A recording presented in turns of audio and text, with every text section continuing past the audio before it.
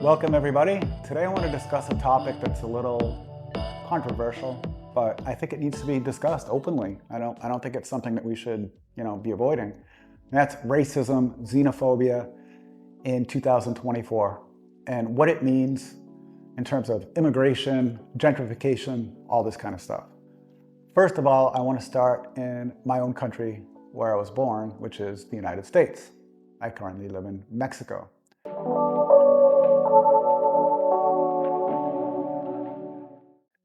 I don't think racism is as bad as the media wants to portray. I 100% agree that it exists and that certain reforms need to be made, but I don't think it's as bad as they want us to believe. For some reason, there's this vested interest in keeping us apart. Bad news, negativity sells. Good news, positive things, that doesn't sell. That's not what news wants to show. They know that they're going to get a lot more views about a plane crash than they are about some guy that donated $10,000 to a local charity. Unfortunately, that's the world we live in. It sucks. I don't know why, but that's it. Don Henley wrote a song back in the 80s, I think it was, called Dirty Laundry, and if you listen to the lyrics, Get the bubble-headed bleach blonde comes on at 5. She can tell you about the plane crash with a gleam in her eye. It's interesting when people die. Give us dirty laundry. it's exactly the same way today. It's the same thing.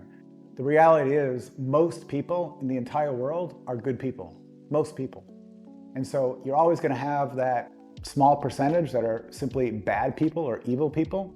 People that want to take advantage of others, people that are simply 100% racist against anyone that doesn't have the same color skin that they do. But I honestly don't believe deep down in our core that we are that way. My personal experience, I've had black friends, I've had black neighbors, black coworkers. I had a lot of Latino friends, and my first wife was Ecuadorian, my second was Brazilian. And so I've been exposed to that whole culture and have a lot of, or had a lot of friends. I don't have a lot of friends now because I moved to Mexico, and it's just hard when you're older to make friends. I mean, I don't know. So going back to the racism, Lil Wayne, the rapper, said he's never felt racism. Now granted, he's a multimillionaire. He's smart because, let's face it, blacks only make 13% of the population. Who do you think buys his records, no?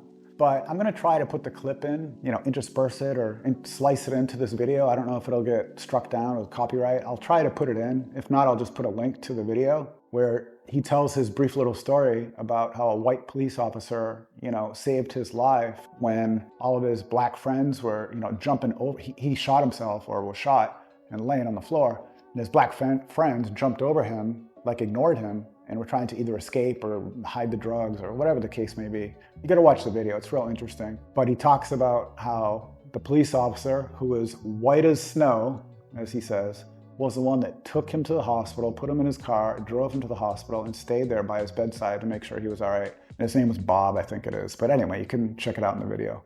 At the age of 12 years old, I shot myself. I was in the house. Police knocked on the door. I was right there. They knocked the door down. Everybody jumped over my body to go get the guns and drugs and whatever they could find. It took one guy to stop right there and cuss everybody that hopped over me out. Like, what the fuck are y'all doing? They say, oh, no, we was going to see if it... What the fuck are y'all doing?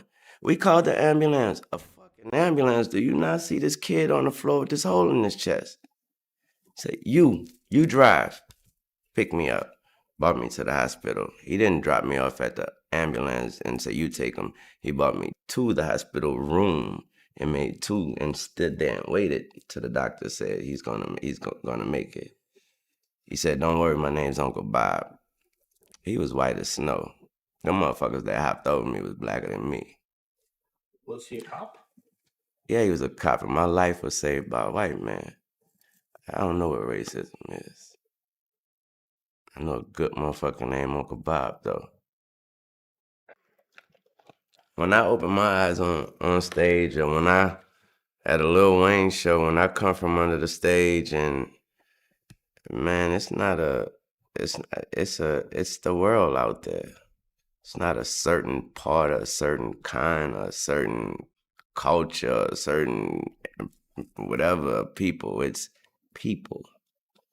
And that's those people out there in that crowd, and they made quote unquote, and they make quote unquote Lil Wayne. And that's who I happen to be. And I'm sorry if people can't understand, but I understand why they don't understand. It's because they don't come from the bottom of a stage and look at 20 to 30,000 people. They don't get that opportunity. And I'm blessed to have that opportunity. So with that said, I can only be honest about such a thing. And I don't understand. I've never witnessed racism. My point being, not everyone feels that there's this racism that media wants us to think there is. And again, I do recognize there's definitely pockets of the country or certain places where it's more pronounced, or there absolutely is. I mean, I understand that the KKK exists and white supremacy organizations exist. But like, for example, where I'm from, to give you an idea, like in New England, like I don't know anyone that's racist. I mean, there might be a lot of white people there. That's true. It's mostly white, especially if you go to Maine or New Hampshire or Vermont. But I mean, I don't think people are racist there. I just don't. I mean, I never had racist friends or anything like that. So that's my opinion. And of course, it might be different in the Deep South and certain places. You know, I would like to know your opinion, but I just don't think it's as bad as the media wants us to think it is. And I think they want that divide. And of course, it's come into politics and everything else.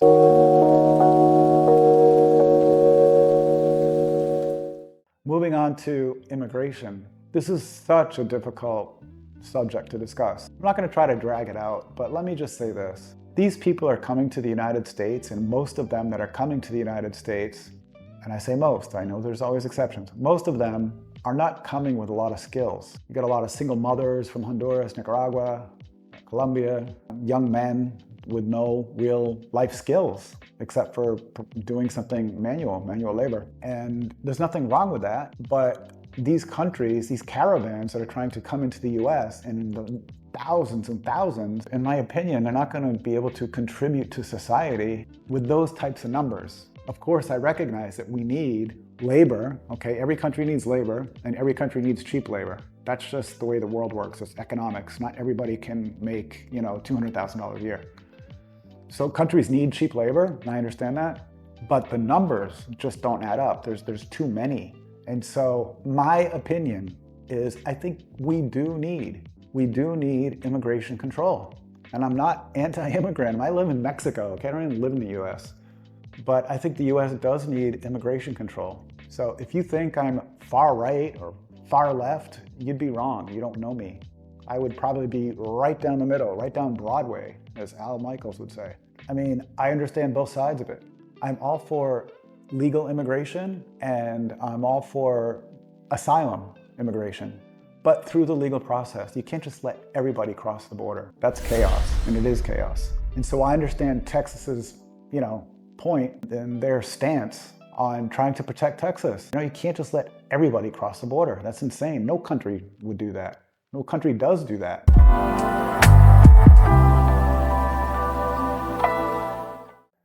And now I want to talk about gentrification. There are people in Mexico City, this really boggles my mind, to be honest with you, that are complaining. There's videos on YouTube, you can look it up. It says invasión, which is invasion, invasión de los gringos, claiming that there's 800,000 Americans that went to Mexico. 800,000. That's nothing. That's a drop in the bucket. And I do feel bad. I'm not some soulless person. I care about human beings. I care about people, and I don't want to see them lose their home. But to complain about 800,000 Americans that went to Mexico and are renting apartments in Mexico City, pushing out people that live in Condesa, I'm sorry, if you can't afford to live in Condesa, move somewhere else. If you can't afford to live in Roma Norte, you have to leave. That's the way it is. And if you think it only happens in Mexico City, you're crazy. It happens in all cities all throughout the world. And that's the world we live in. That's just being honest. It's being real. What are you gonna do? Stop capitalism? You're gonna make a socialist society in Mexico City? I agree, maybe, possibly, a debate that maybe they could put in some rent control. But do you think the Mexican landlord wants that? He's Mexican too, you know. The owners of these buildings, where do you think they're from? They're Mexican. So the Mexican landlords that are renting to the Americans, you could blame them. Don't blame the American that wants to live in Mexico City. Now, granted, they should be doing it legally speaking, okay? I don't believe in visa runs. I think they should be outlawed, or at least, you know, there should be some regulation in place. You shouldn't be able to just go for 180 days, jump over to Guatemala or wherever, the US, and come right back. They should get rid of that if they haven't done so. I don't know, I have my permanent residency, so I'm legal, and I believe in doing things legally. I don't agree with the complaints about gentrification. You don't think that there's Americans complaining about Mexicans taking away their jobs? I don't think it's that valid of a point, because I understand that most Americans don't want to work in roofing or construction, but it's not just roofing and construction, there's other jobs. There are some Americans that actually believe that. These immigrants are taking away our jobs. I don't really think that's true, but I'm just saying, that's their point of view. It's not really mine. But it's also not my point of view that, you know, Mexico City is being invaded by Americans. That's absolutely ridiculous. Are there Americans that live there? Yes, just like there's foreigners that live in every country. In Spain, how many foreigners live in Spain? Seriously, how many Argentinians live in Spain? Venezuelans, how many live in Spain? People migrate. People, no matter where you're from, listen to this. People, no matter where you're from, people want a better life. Now that could be going to the US to earn US dollars and share an apartment with 3 or 4 other people so you don't have super high expenses, and save that money, save that money, save that money, and maybe go back to your country. Or that could be Americans that have some money, okay, and they want a better life because it's too expensive to live there. So they move and they emigrate to a country that's less expensive while earning dollars. There's nothing wrong with that. That's being smart. It's being intelligent. Both ways. Both going to the US to earn dollars and save up, and also going the other way. Neither way is wrong. And I just think we have to acknowledge that. So please, stop with the signs. Stop with the letreros or carteles que dicen, fuera gringo, eres una plaga. I don't see signs like that in the US. Maybe they exist, but I don't see signs, go home you fucking Mexican, you're a plague. I don't see that. There's 37.5 million in the US. I just don't like when anyone, I don't care what country they're from, I don't like when anyone is treated poorly and with disrespect.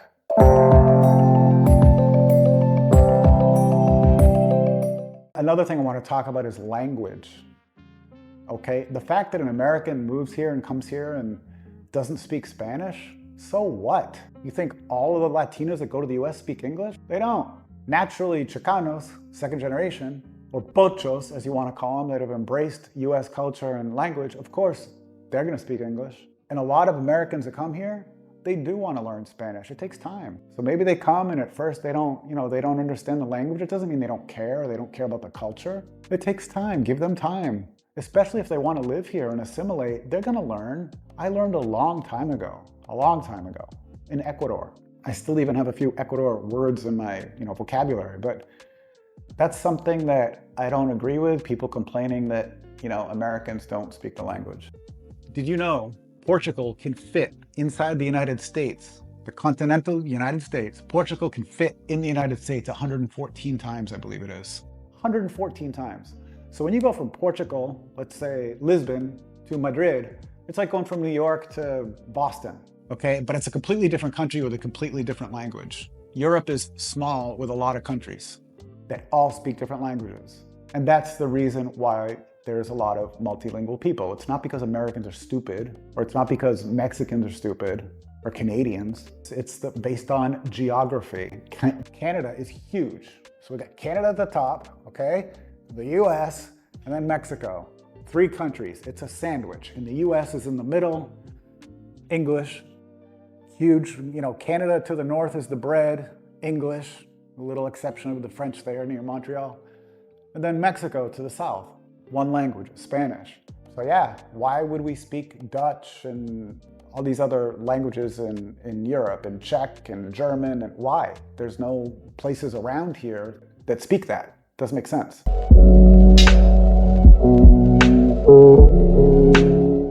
Yes, there's mass shootings, which is horrible.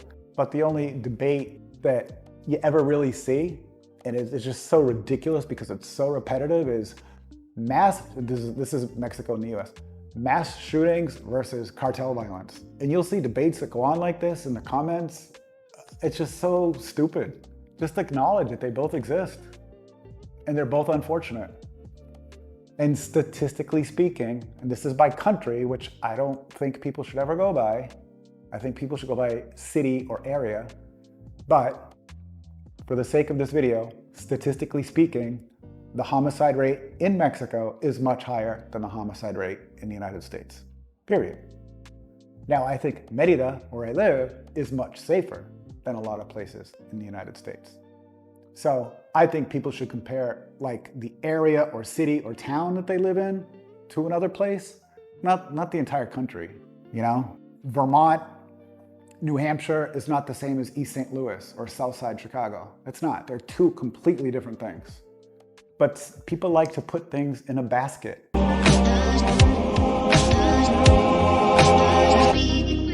I want to tell you my story here, how I really faced racism. It happened on 2 occasions in Mexico, in Mérida, both of them. When I first got here and I bought my place, the first place I bought was, it was a nightmare. But I had met this woman on the airplane actually from Miami and her daughter, and she kind of became like at least I thought, my friend. And she had I don't know if it was a nephew or some young kid related to her. Let's just call it a nephew. She had her nephew help me with like painting and little chores like that. And he was redoing some of the like weights that I had, you know, painting and sanding and spray paint and stuff like that. And so he asked if he could like use my computer, and he wanted to use WhatsApp, but like on the computer. I'm like, yeah, sure, whatever. And so he installed it and used it. And one day, you know, after he had gone and whatever, I jumped on the computer and I see his WhatsApp conversation with the woman, you know, who I thought was like my friend. And he said something to the effect of, the gringo wanted me to do this, or the gringo asked me to do that. Now, I understand that the word gringo, for some people, it isn't offensive. And even I don't really think it's that offensive, but it's the context. It's the context. Instead of saying my name, right? Instead of saying, Eric asked me to do this, or Eric asked me or wanted me to repaint this or whatever. It's like me saying the Mexican, right? This is somebody that's supposed to be friends or friendly. I would never, ever in the US say, you know, especially someone that's supposedly my friend, say, the Mexican told me I should do this. No, I would call them by their name and say, Maria asked me to help her with whatever. You get my point? So that was the first instance of xenophobia, racism, whatever you want to call it. It was just because it's out of context. I read it, I was not happy. And that terminated our friendship. And she apologized, he apologized, but the damage was done. I'm sorry. The next time I was in the Zócalo in Mérida, and this guy, this is something you would normally see at like Playa del Carmen or at Cancun, but it actually happened in Mérida, and I was kind of surprised because it's not really known for that. There was this guy that was like pushing a menu for a restaurant, and you know, he started with a, hey amigo, you know, ¿quieres comer algo? And I'm like, no, está bien. And he just like insisted and insisted, and I'm like, oye, mira, yo vivo aquí, no soy turista. And he told me, and I'll never forget this, he told me, debes cambiar tu color de piel. That's what he told me. Like, I'm like, you know what I mean? So it goes both ways. And for people that say Mexicans are so nice, honestly, you're clueless. You're clueless. You don't know what they say behind your back. Don't get me wrong. I think Mexicans are nice, but I think Colombians, Ecuadorians, Brazilians, you name it. I think people in general are nice. I think Americans are nice. So this whole idea that Mexicans are so nice, I think is a little bit, not a little bit, I think it's definitely overrated. And I do like Mexicans, okay? I'm just getting that out there. In my opinion, the most friendly country that I've been to is the Philippines. They're extremely friendly in the Philippines. However, I do think it's their culture to be like timid, or I don't know, if you've ever been to the Philippines, you know what I mean. Like, it's almost like they're kissing your ass, and I don't really like that feeling. Like, they'll call you sir, constantly.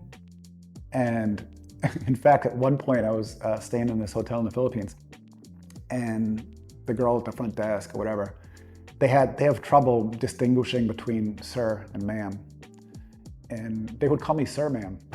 Quite often they would say, sir, ma'am, sir, ma'am. And I'm like, you don't have to call me sir, you definitely don't have to call me ma'am. You know, you could just call me, you know, Eric or whatever. But still, the people there in the Philippines, I think, are very nice. And I think it's relatively genuine. And they genuinely love the United States and American culture. It's obvious. I hate using words like first world and third world. I think those are so completely outdated, but just for the sake of understanding, I would say that the Philippines is like a third world United States. I mean, they love American culture. They know more about like stuff. I'm not big into like, you know, what's happening with, you know, the latest musicians or whatever. They know more about that than I do. I remember when I went there, because they're huge into karaoke. They'll know more about, you know, what's happening than you do. It's really interesting. And so anyway, that's it. Just remember that we're all human. It doesn't matter what country you're from.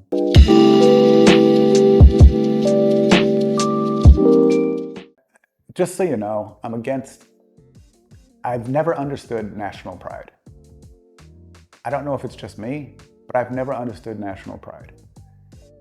You don't choose where you're born. It just happens, okay?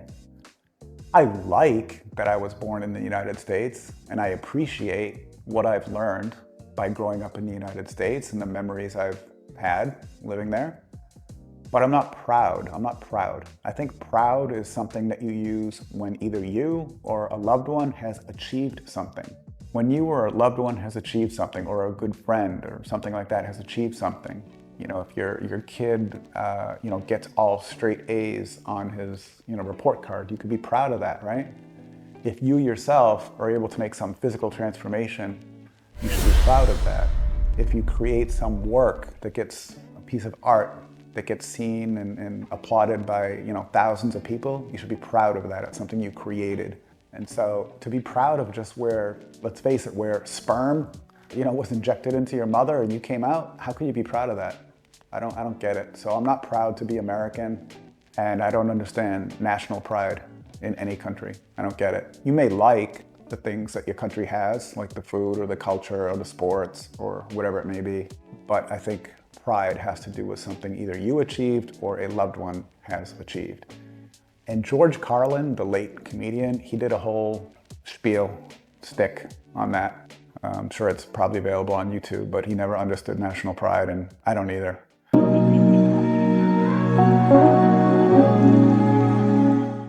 And there are still, as with you probably, a lot of things that you're expected to believe and accept in America that I personally have a problem with, and I question a lot of these things. Give you an example. I saw a slogan on the guy's car that said, "Proud to be an American." And I thought, well, what the fuck does that mean? Proud to be an American. You see, I've never understood national pride. I've never understood ethnic pride, because I'm Irish, and all four of my grandparents were born in Ireland, so I'm fully Irish. And when I was a kid, I would go to the St. Patrick's Day parade, and I noticed that they sold a button that said, "Proud to be Irish." And I could never understand that, because I knew that on Columbus Day, they sold a different button that said, "Proud to be Italian." Then came Black pride and Puerto Rican pride, and I could never understand ethnic or national pride, because to me, pride should be reserved for something you achieve or attain on your own, not something that happens by accident of birth. Being Irish...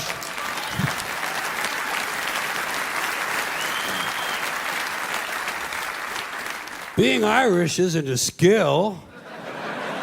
It's a fucking genetic accident. You wouldn't say, "I'm proud to be 5'11". I'm proud to have a predisposition for colon cancer. So why the fuck would you be proud to be Irish or proud to be Italian or American or anything? If you're happy with it, that's fine. Do that. Put that on your car. Happy to be an American. Be happy. Don't be proud. Too much pride as it is. Pride goeth before a fall. Never forget Proverbs, okay? Now, here's another slogan. Here's another slogan you run into all the time. God bless America. Once again, respectfully, I say to myself, what the fuck does that mean? God bless America? Is that a request? Is that a demand? Is that a suggestion? Politicians say it at the end of every speech, as if it were some sort of verbal tic that they can't get rid of. God bless you and God bless America. God bless you and God bless America. I guess they figure if they leave it out, someone's going to think they're bad Americans. Let me tell you a little secret about God, folks. God does not give a flying fuck about America, okay? He doesn't care. He never cared about this country. He never has, he never will. He doesn't care about this country any more than he cares about Mongolia, Transylvania, Pittsburgh, the Suez Canal, or the North Pole. He simply doesn't care, okay? He doesn't care. Listen, hey, there are 200 countries in the world now. Do these people honestly think that God is sitting around picking out his favorites?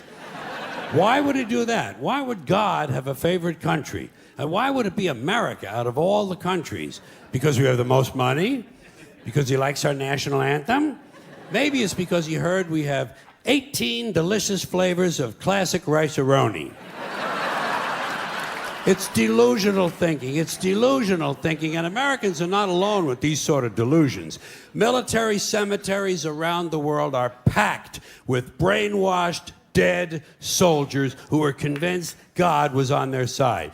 America prays for God to destroy our enemies. Our enemies pray for God to destroy us. Somebody's going to be disappointed. Somebody's wasting their fucking time. Could it be everyone? Now.